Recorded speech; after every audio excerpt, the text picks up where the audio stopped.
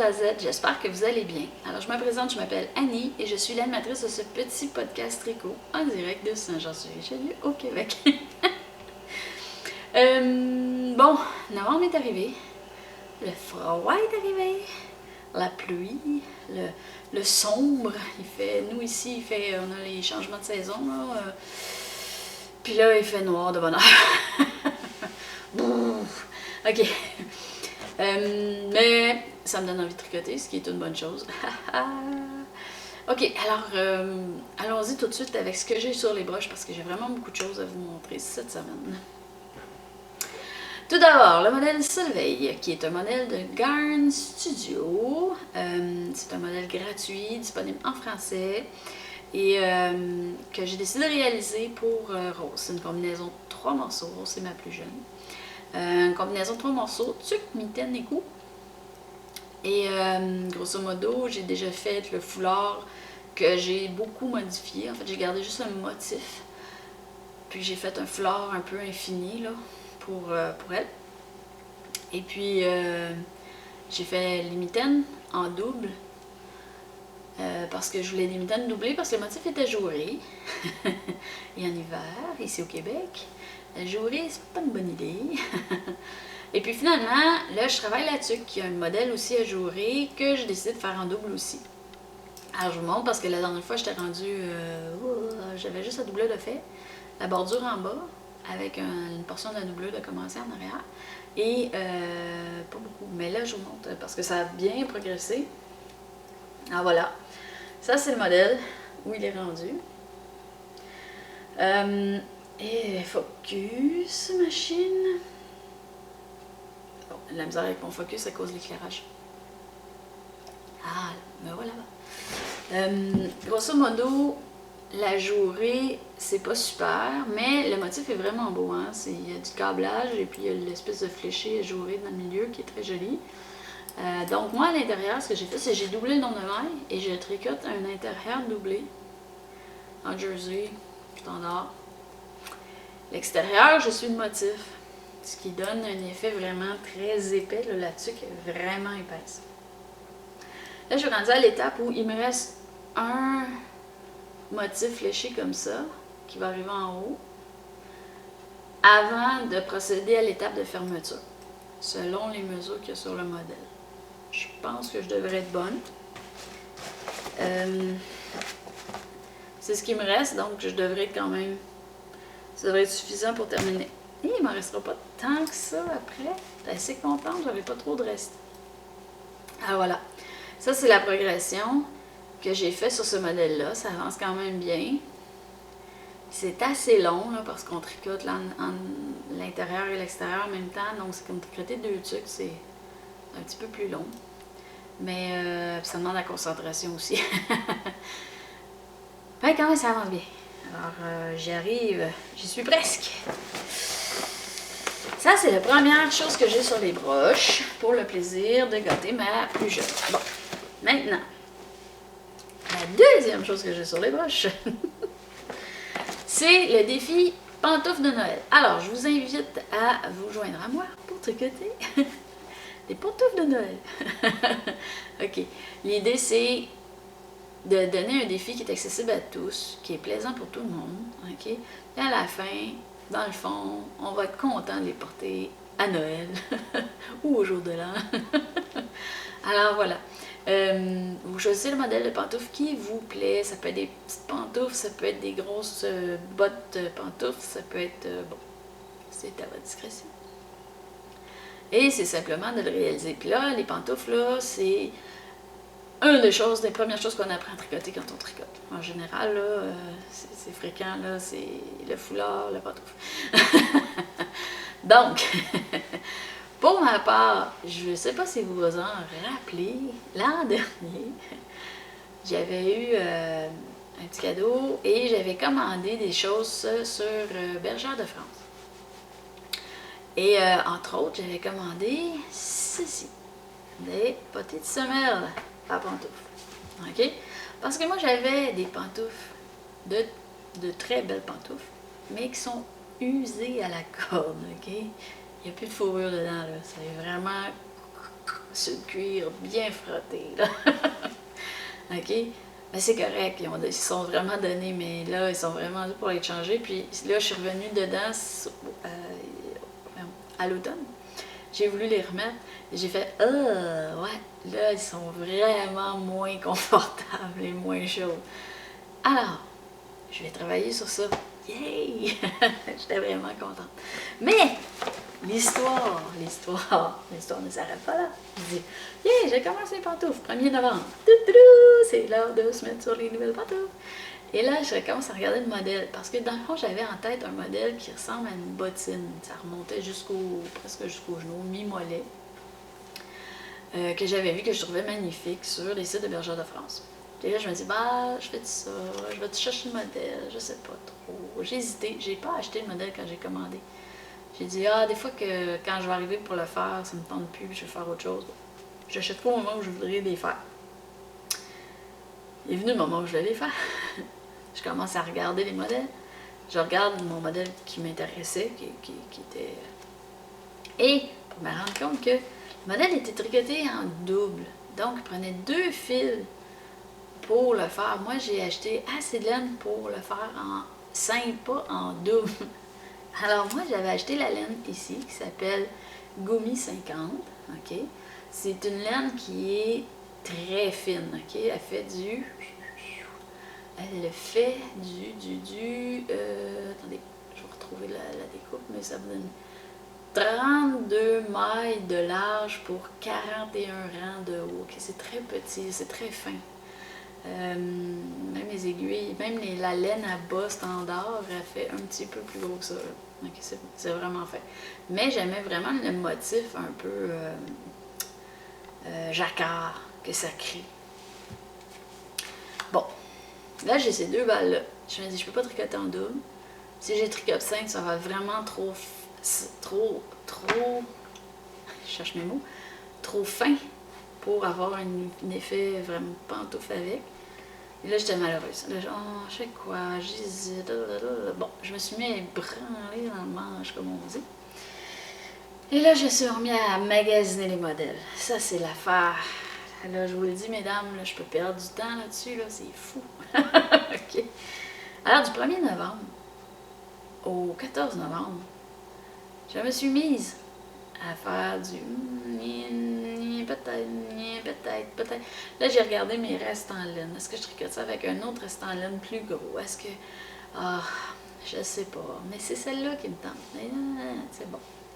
Vous voyez un peu le genre de problématique que je me suis moi-même posée. Finalement, elle m'a dit non, c'est avec ça que je veux le faire. OK, maintenant, si c'est avec ça que je veux le faire, comment je m'y prends? Et là, j'ai commencé à regarder et je vais vous montrer un peu mon petit dessin. Je vous montre aussi. Là, c'est un modèle qui se trouve dans tous les grands les grands marchés, magasins grande surface. OK. Que ma plus jeune avait. Et bon, grosso modo, c'est le genre de bottillon que je pensais faire avec un petit peu plus haut. Bon. Et là, quand je regarde les modèles disponibles, je me rends compte que sont toutes faites avec la grosse laine, puis ça marche pas. Ça marche pas, mon affaire. Conclusion, j'ai trouvé un modèle où, en fait, ce qu'il expliquait, c'est un peu ceci. Et je vous montre le dessin que je me suis dessiné. C'est la fonte qu'il faut que je mette pour que, lorsque je vais le mettre dessus, la portion plus mince s'en vient sur le dessus de la pantoufle, comme ça. Et puis là, la portion plus large, elle va couvrir cette portion-là ici. Puis ça va remonter. Donc, si je me reprends, dans mon petit dessin, ça ici, c'est le dessus du pied. Oups, ici, c'est le dessus du pied. Ça ici, c'est la portion talon de l'arrière. OK? Ça ici, c'est une couture qui va avoir au centre de ma pantoufle à l'arrière. Bon, je suis déphasée avec le... Mais je tire en dehors de la télé. OK. Grosso modo, c'est un peu l'idée. Puis là, j'ai vu, vous voyez, là, j'ai fait des gribouillis, centimètres, là. Bon, j'ai mesuré la grandeur qui serait agréable pour ma pantoufle d'abord. Ça, c'est ma première étape. Maintenant, moi, je travaille avec du super fin. OK? Je sais que une balle, j'en ai assez pour me faire une belle grande paire de bas très longue. OK? Donc, je sais que j'en ai assez pour me faire une pantoufle mi-mollet, mettons. OK? Sans trop de problèmes, en fait. Ben, je me dis, bon, qu'est-ce que tu vas faire? Et j'ai décidé de faire exactement le motif que je vous ai dit, donc de le tricoter à plat. Donc, je tricote le dessus du pied, parce que là, je sais pas jusqu'à où je peux me rendre. Ça, c'est l'autre affaire. C'est pour ça que je pars du dessus du pied, parce que dans les modèles, ils nous font partir du haut de la pantoufle en descendant vers le pied. Dans mon cas, je sais pas où est-ce que je vais arrêter, donc je remonte. Fait que je suis en train de m'écrire un modèle. Où je pars du bout des orteils, je remonte, arriver sur le dessus du pied lorsque ça remonte vers la jambe. Je vais élargir pour pouvoir permettre de couvrir la portion talon. Et puis je vais monter. Puis là, ça va être la portion qui remonte du dessus du pied ou du talon jusqu'à la mi-mollet. Là, l'idée, c'est que si j'en ai assez, je redescends, je continuerai pour le redescendre, en fait, pour le doubler, cette section-là. Puis écoutez, si j'en ai assez, je double aussi là-dedans, le dessus du pied. Hein? Bon, l'idée, c'est ça. Le but, c'est ça. Est-ce que je vais y parvenir? Alors, pour ça, je vous invite à rester à l'écoute des prochains podcasts parce que vous allez pouvoir voir la progression en direct. Et là, vous pouvez pas dire que je prends pas des chances avec vous autres. Je vous montre des choses que je sais pas du tout ce que ça va avoir. OK? Mais bon, c'est ça, l'aventure tricot. Alors voilà, ça c'est mon projet. Mais bon, pendant que moi je me casse la tête avec ma pantoufle, vous pouvez prendre un modèle très simple, vous joindre à moi dans le défi. Je vais faire un tirage au 31 décembre sur les participants du petit défi. Voilà. Ah oui, il y a une autre chose que je vous ai montré, je l'ai mis sur Ravelry, mais je vous en parle. Ici. Là, j'ai choisi un point parce que je voulais pas avoir du uni parce que, bon, je voulais avoir un effet parce que ça serait pas épais, donc je voulais avoir quand même un effet un peu gaufré, un peu duveteux, je sais pas. J'ai essayé quelques points, mais comme le fil est très fin, c'était vraiment pas évident que c'était visible. Au début, j'ai essayé le point de lin, j'ai essayé le point de riz, j'ai essayé, bon. Yeah, je trouvais pas trop, je voyais pas l'effet, bon. C'était compliqué pour peu d'effets. Et je suis tombée sur le point comme ça ici, qui s'appelle le B-Stitch en anglais. Que des gens sur Ravelry, merci la gang sur Ravelry, là. J'ai dit, je sais pas comment il s'appelle en français, mais en anglais il s'appelle B-Stitch. Bon, fait que là, il y a des gens qui ont réagi tout de suite, j'avais fait une photo et ils ont dit, ah, mais ça ressemble au point nid d'abeille. Alors, je confirme, j'ai validé et c'est bel et bien le point nid d'abeille qui est utilisé ici. C'est la première fois que je l'ai fait. Et il est vraiment facile. C'est vraiment accessible pour, je dirais pas nécessairement la débutante, là, mais vous n'avez pas besoin d'avoir fait longtemps du tricot pour être capable de le réussir, ce point-là. Il faut juste faire attention parce qu'il est fait sur 4 rangs. Et le premier rang et le troisième rang, c'est exactement la même chose, sauf que il est alterné.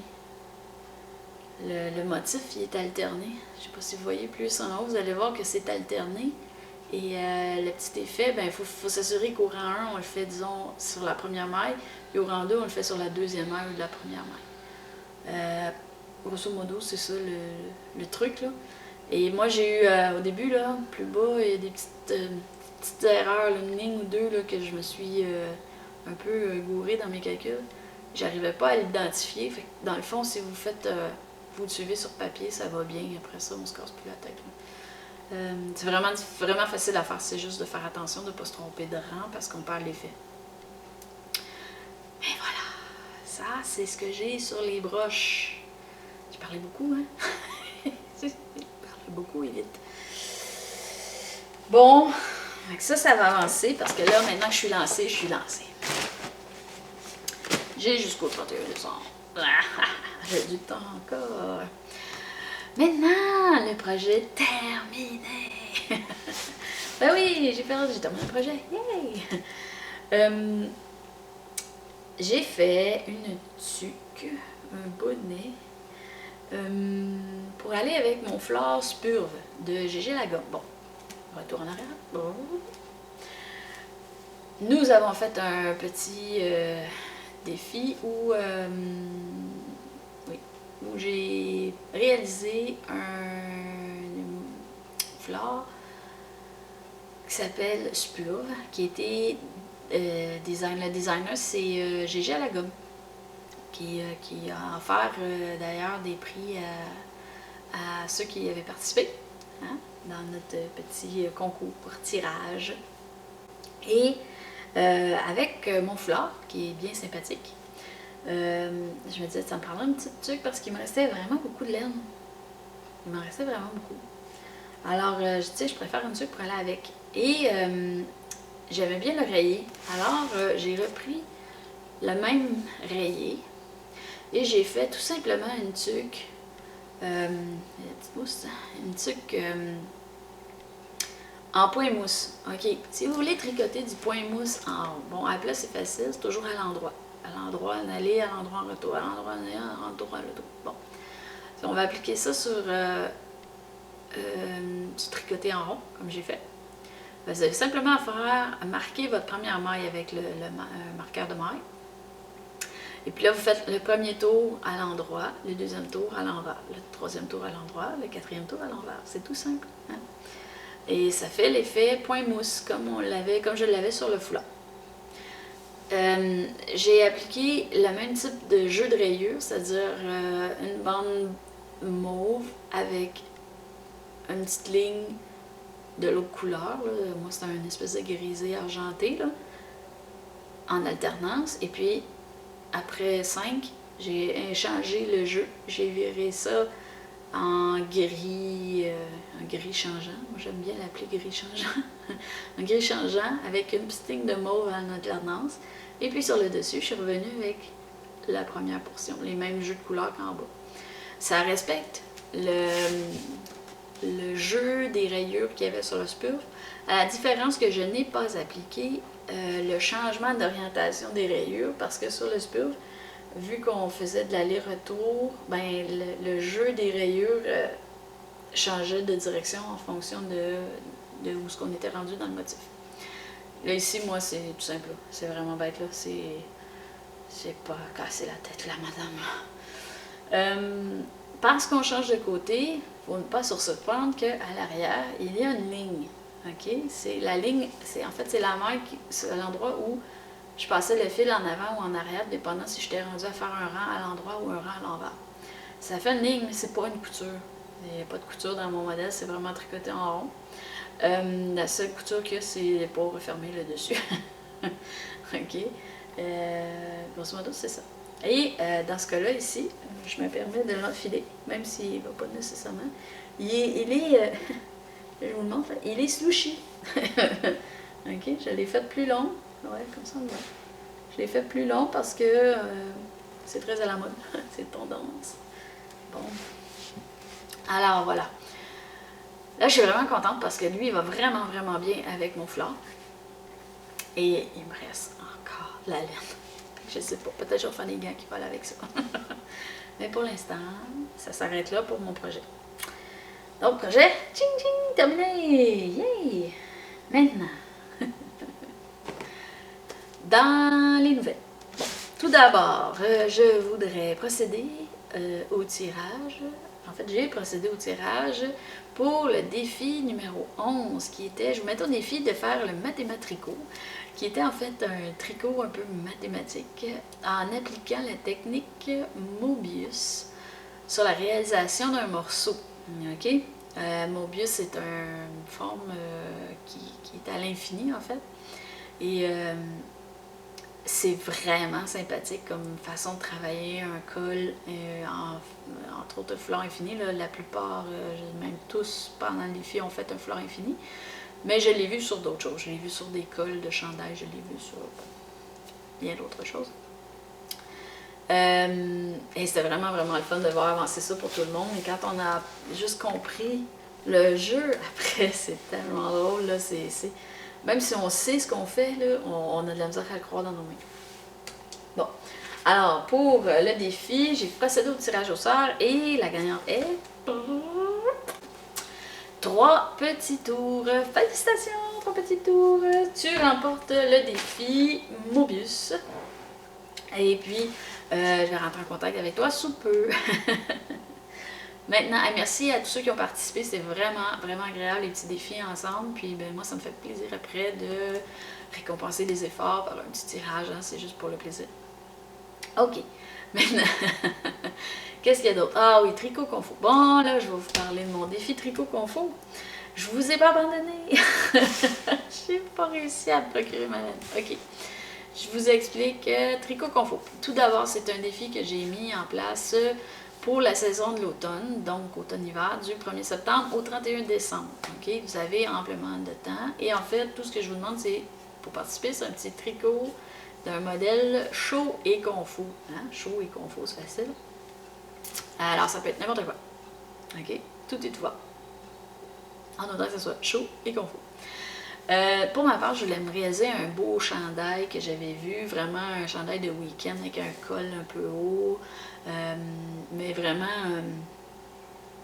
vraiment uni par exemple. C'est vraiment un modèle simple, là. Ici, il n'y a pas de cadre, il n'y a pas de motif. Alors, je me suis dit, tiens, je vais faire ça. Mais là, j'ai dit, ah, ouais, pas de motif. Et là, j'ai pensé à mon affaire et j'ai dit, tiens, j'aimerais ça faire ça avec, premièrement, de la grosse laine. Pas de la petite laine. Je veux quelque chose de gros avec des grosses aiguilles. Pour le plaisir, OK? Donc, de la laine un peu plus grosse. Et puis là, après ça, je me suis mis à penser qu'un tweed, une laine tweed, ça serait super dans un modèle comme ça. Fait que je me suis mis à magasiner de la laine tweed. Mais j'ai pas tout à fait trouvé encore. Mais là, j'espère en trouver rapidement parce que je vais manquer de temps. J'ai beau tricoter vite, là. Je vais manquer de temps pour le réussir. Bon. C'est pas grave, là, j'ai plein d'autres choses qui rentrent dans chaud et confo, c'est pas un problème, mais j'aimerais vraiment ça faire ça. Donc, sous peu, mais c'est pas parce que moi je suis pas encore arrivée à monter quelque chose sur mes broches que ça vous empêche de participer. Alors, allez-y, hein? Faites-nous signe sur le site de Ravelry, dans le groupe Tricot Josette. Vous allez voir les défis, les discussions, les échanges, il y a de tout. Et puis, dernière chose que je voulais vous montrer dans les nouvelles, parce que ça, c'est vraiment drôle. Bon. Ça m'amuse trop. OK.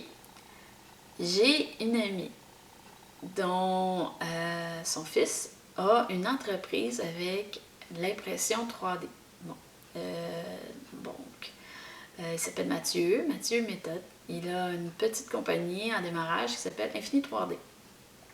Et il glisse ce mot comme ça que son fils avait commencé à travailler avec son petit projet. Et puis j'ai fait « Ah, je voulais m'acheter un fuseau en impression 3D, puis je ne l'ai pas fait encore. » Alors je l'ai mis au défi d'essayer de me réaliser un fuseau selon mes spécifications. Alors voici ce qu'il m'a produit. Et regardez, c'est trop chic, trop chouette. J'ai mon tricot Josette, j'ai mon petit fuseau en impression 3D, donc en plastique. Tricot Josette. C'est cool, hein? Hey, vraiment, là, j'étais vraiment contente. Bon, celui-là, c'est un petit modèle en essai. J'ai fait des petits changements à lui faire faire, mais grosso modo, je l'ai pris comme ça ici. Je vais avoir un modèle avec un peu plus de finition sous peu, mais grosso modo, ça marche très bien. Et puis là, ben, je l'ai fait faire un modèle pour un modèle turc pour pouvoir le défaire. Mais bon, c'est une première ébauche, une première tentative. Et puis vraiment, vraiment agréable de travailler avec Mathieu parce que elle a appliqué tous les changements, les petites notifications, les petites suggestions. Il a proposé des choses, puis on y arrive, là. On est là. Alors, je devrais avoir le modèle final bientôt, mais c'est vraiment trop le fun. Alors, Tricot Josette a maintenant de la marchandise.